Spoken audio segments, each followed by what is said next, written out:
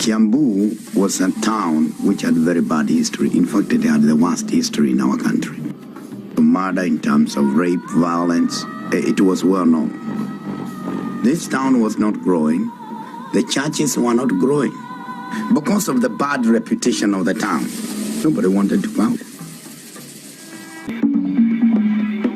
By the late 1980s, this distressed suburb of Nairobi had become one of the most dangerous and oppressive places in Kenya.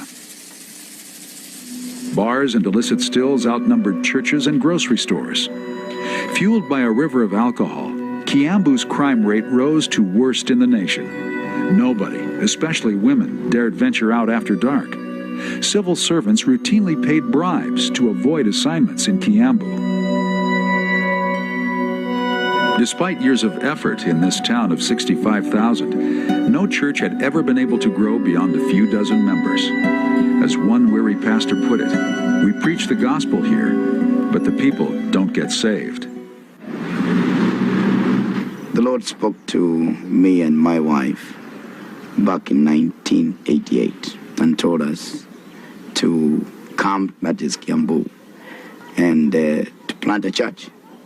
Itinerant ministers Thomas and Margaret Muthi weren't exactly thrilled when God called them to the town of Kiambu. They knew church planting in this notorious ministry graveyard would not be easy. In fact, ministry colleagues in Nairobi thought the whole idea was crazy, and they didn't hesitate to say so. But the Muthis realized that to be successful, they would need to identify and confront the source of Kiambu's spiritual oppression. We find the Bible saying in Ephesians 6:12, we do not wrestle against flesh and blood, but against powers, principalities. So our problem was not the people in the town. Our problem was, what is the devil doing to the people?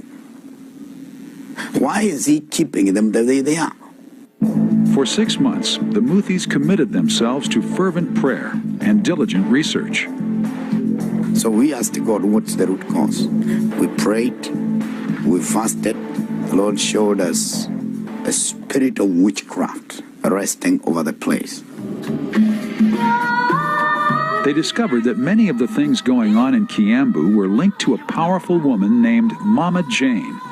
Although she pretended to be a Christian and even called her divination house Emmanuel Clinic, her business was pure witchcraft.